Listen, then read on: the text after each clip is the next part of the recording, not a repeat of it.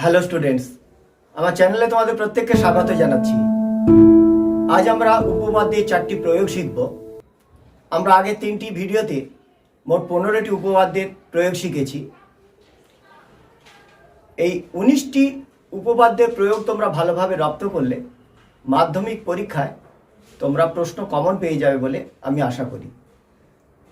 আজকের প্রথম প্রশ্ন, ও কেন্দ্রীয় বৃত্তের এপি এবং এ কিউ জ্যা দুটির মধ্যবিন্দু যথাক্রমে আর ও এস।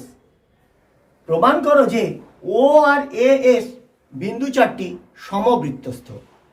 প্রদত্ত ও কেন্দ্রীয় বৃত্তের এপি এবং এ কিউ জ্যা দুটির মধ্যবিন্দু যথাক্রমে আর এবং এস।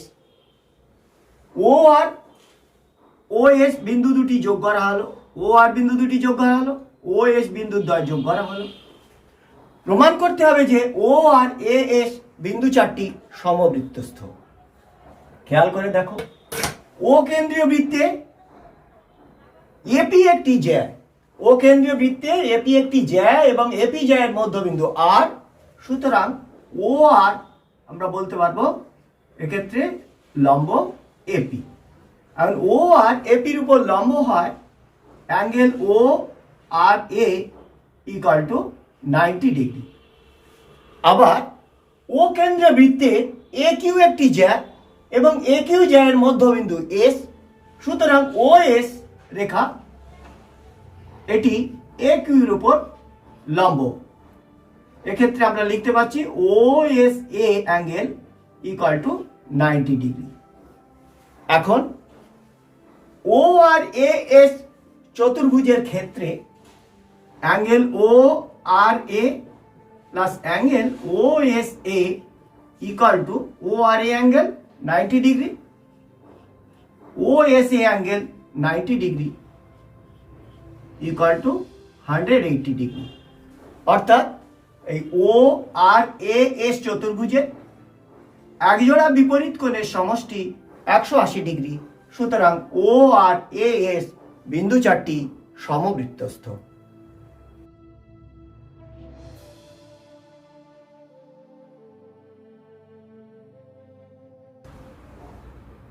কোশ্চেন নাম্বার 17, ও কেন্দ্রীয় বৃত্তে এবি এবং সিডি কেন্দ্র থেকে সমদূরবর্তী দুটি জ্যা। প্রমাণ করো যে এবি ইকুয়াল টু সিডি। আর কেন্দ্র থেকে কোনো একটি রেখার দূরত্ব বললে আমরা লম্ব দূরত্ব বুঝি। প্রদত্ত ও কেন্দ্রীয় বৃত্তে এবি এবং সিডি জ্যা দুটির কেন্দ্র থেকে দূরত্ব ওই ও এফ দূরত্ব দুটি সমান। প্রমাণ করতে হবে যে এ বি ইকুয়াল টু সিডি। অঙ্কন, ও এ বিন্দুদ্বয় যোগ করলাম, ও বি বিন্দুদ্বয় যোগ করলাম। এই হলো আমাদের অঙ্কন। ও এ যোগ করলাম, ও বি যোগ করলাম। এখন ও কেন্দ্রীয় বৃত্তে এবি একটি জ্যা এবং এবি জ্যা এবং ওই রেখা এবি রেখার উপর লম্ব। ওই রেখা এবি রেখার উপর লম্ব। সুতরাং ই বিন্দু এবি এর মধ্যবিন্দু। এক্ষেত্রে আমরা লিখব A E equal to EB equal to half AB. তাহলে কি করলাম না, প্রমাণটা খেয়াল করো। ও কেন্দ্রীয় বৃত্তের ক্ষেত্রে ওই এবি রেখার উপর লম্ব। সুতরাং ই বিন্দু এবি এর মধ্যবিন্দু, অর্থাৎ A equal to EB equal to half AB. আবার ও কেন্দ্রীয় বৃত্তে সিডি একটি জ্যা এবং ও এফ রেখা সিডির উপর লম্ব। সুতরাং এক্ষেত্রে আমরা লিখব এই যে C F equal to DF by F D equal to half CD. তাহলে এই যে সি এফটা কি হলো না, এই সিডি এর অর্ধেক। এখন আমরা দুটি ত্রিভুজ নিলাম। একটি ত্রিভুজ হলো এ ও এফ, আরেকটি ত্রিভুজ হলো সি ও এফ। এই দুটি ত্রিভুজের ক্ষেত্রে খেয়াল করে দেখো, অ্যাঙ্গেল ও ই এ কোণ equal to angle O F C কোণ, এরা প্রত্যেকে এক সমকোণ। ও এ রেখা দৈর্ঘ্য আর ও সি রেখার দৈর্ঘ্য সমান, কেন এরা একই বৃত্তের ব্যাসার্ধ। ও এ আর ও ই একই বৃত্তের ব্যাসার্ধ। আর এই O E equal to O F প্রদত্ত ওই ইকুয়াল টু ওএফ। তাহলে আরএইচএস শর্তানুসারে ত্রিভুজ এওএফ এবং ত্রিভুজ সিওএফ সর্বসম। সর্বসম ত্রিভুজের অনুরূপ বাহুগুলি সমান হবে। সুতরাং এক্ষেত্রে আমরা লিখব এই ইকুয়াল টু সিএফ। এই ইকুয়াল টু সিএফ। আর এই ইকুয়াল টু কত? এই ইকুয়াল টু আমরা আগে পেয়েছি, এই ইকুয়াল টু হাফ এবি। আর সিএফ ইকুয়াল টু আমরা আগে পেয়েছি হাফ সিডি।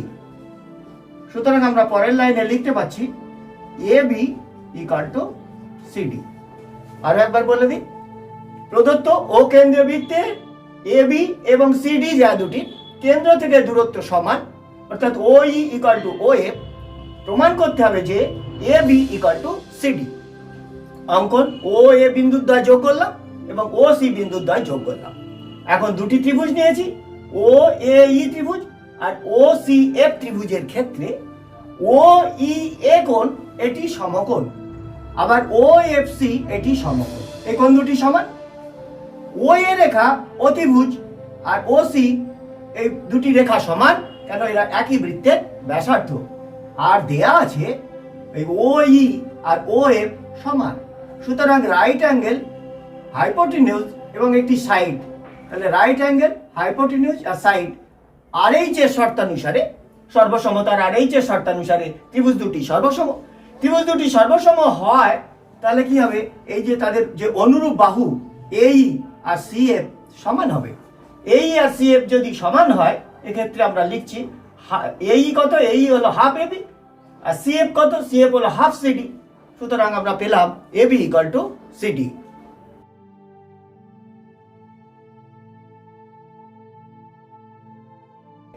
কোশ্চেন নাম্বার 18, দুটি বৃত্ত পরস্পরকে ছেদ করে, প্রমাণ করো যে উহাদের কেন্দ্র দুটি তাদের সাধারণ জায়ের লম্ব সমদ্বিখণ্ডকের উপর অবস্থিত।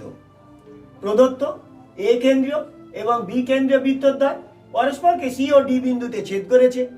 প্রমাণ করতে হবে যে এ এবং বি বিন্দু দুটি এই সিডি এর লম্ব সমদ্বিখণ্ডকের উপর অবস্থিত। অঙ্কন এ বিন্দু থেকে সিডি রেখার উপর এ ও লম্ব অঙ্কন করলাম, ও বিন্দুর সঙ্গে বি বিন্দু যোগ করলাম। প্রমাণ, এখন এ কেন্দ্রীয় বৃত্তে সিডি একটি জ্যা যা কেন্দ্রগামী নয় এবং এ ও রেখা সিডি রেখার উপর লম্ব। সুতরাং ও বিন্দু সিডি এর মধ্যবিন্দু, সিও ইকুয়াল টু ডিও। ও বিন্দু সিডি রেখার মধ্যবিন্দু। আবার বি কেন্দ্রীয় বৃত্তে সিডি কেন্দ্রগামী নয় এমন একটি জ্যা এবং ও বিন্দু হলো সিডি এর মধ্যবিন্দু।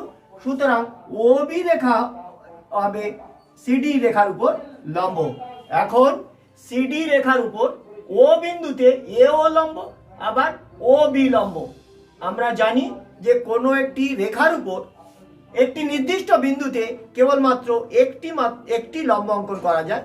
সুতরাং এই এ ও এবং বি ও একই রেখায় অবস্থিত, অর্থাৎ এ ও বি বিন্দু তিনটি সমরেখ। এখন এই এ ও রেখা অর্থাৎ এ ও বি রেখা সিডি রেখার উপর লম্ব, আবার ও বিন্দু সিডি এর মধ্যবিন্দু।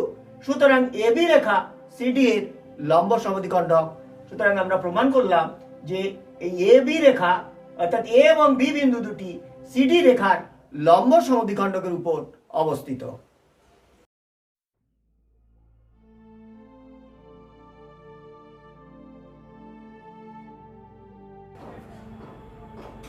কোশ্চেন নাম্বার 19, এবিসি সমদ্বিবাহু ত্রিভুজের AB equal to AC. BC এর সমান্তরাল যে কোনো সরল রেখা এবি এবং এসি কে যথাক্রমে পি ও কিউ বিন্দুতে ছেদ করেছে। প্রমাণ করো যে বি পি কিউ সি একটি বৃত্তস্থ চতুর্ভুজ। প্রদত্ত এবিসি সমদ্বিবাহু ত্রিভুজের AB equal to AC, BC এর সমান্তরাল সরল রেখা এবি এবং এসি কে যথাক্রমে পি ও কিউ বিন্দুতে ছেদ করেছে।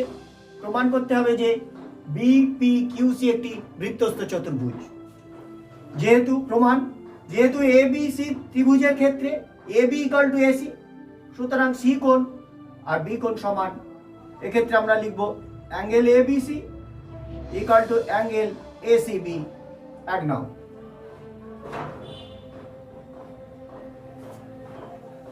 এক্ষেত্রে খেয়াল করে দেখো পি কিউ রেখা আর বিসি রেখা সমান্তরাল, এবি ভেদক। সুতরাং অ্যাঙ্গেল এ পি কিউ কোণ আর এই বি কোণ সমান angle A P Q equal to angle A B C, এটি 2 নম্বর লিখলাম। আবার পি কিউ প্যারালাল বিসি ও এসি ভেদক। সুতরাং এক্ষেত্রে আমরা লিখব কিউ কোণ সি কোণ সমান angle A Q P equal to angle A C B, এটি আমরা 3 নম্বর লিখলাম। যেহেতু এবিসি ইকুয়াল টু এসিবি, যেহেতু angle A BC equal to angle ACB, সুতরাং এবিসি এর পরিবর্তে আমরা লিখব এ P Q equal to ACB এর পরিবর্তে লিখব এ কিউ পি এটি আমরা লিখলাম। অর্থাৎ এ পি কিউ কোণ খেয়াল করো আর এ কিউ পি কোণ, এই দুটি কোণ সমান। এখন বিপি কিউ সি চতুর্ভুজের ক্ষেত্রে বিপি কিউ কোণ যোগ BC Q equal to BP Q BC Q. এখন এই বিসি কিউ কোণ আর বিসি কিউ কোণ, অর্থাৎ এর পরিবর্তে আমরা লিখব এ সি বি কোণ। এখন এ সি বি কোণ কার সঙ্গে সমান? এ কিউ পি এর সঙ্গে সমান, equal to BP Q plus angle A C B পরিবর্তে লিখব এ কিউ পি। খেয়াল করে দেখো এ কিউ পি আর এ পি কোণ সমান, এক্ষেত্রে আমরা লিখেছি equal to angle BP Q plus angle A P Q. চিত্রে লক্ষ্য করো BP Q plus A P Q, অর্থাৎ এই দুটি কোণের সমষ্টি ইকুয়াল টু আমরা জানি 180 ডিগ্রি। কেন? এ বি রেখার উপর পি কিউ রেখা দণ্ডায়মান হওয়ার ফলে যে দুটি সন্নিহিত কোণ উৎপন্ন হয়েছে তাদের সমষ্টি 180 ডিগ্রি হবে। সুতরাং আমরা পেলাম বিপি কিউ সি চতুর্ভুজের ক্ষেত্রে এই পি কোণ আর সি কোণের সমষ্টি 180 ডিগ্রি। যেহেতু এই চতুর্ভুজে এক জোড়া বিপরীত কোণের সমষ্টি 180 ডিগ্রি, সুতরাং বিপি কিউ সি বিন্দু চারটি সমবৃত্তস্থ, অর্থাৎ বিপি কিউ সি একটি বৃত্তস্থ চতুর্ভুজ। প্রমাণটা আরেকবার বলি, দেখো এবিসি সমদ্বিবাহু ত্রিভুজে এবি রেখা আর এসি রেখা সমান, সুতরাং আমরা লিখলাম এই বি কোণ আর সি কোণ সমান।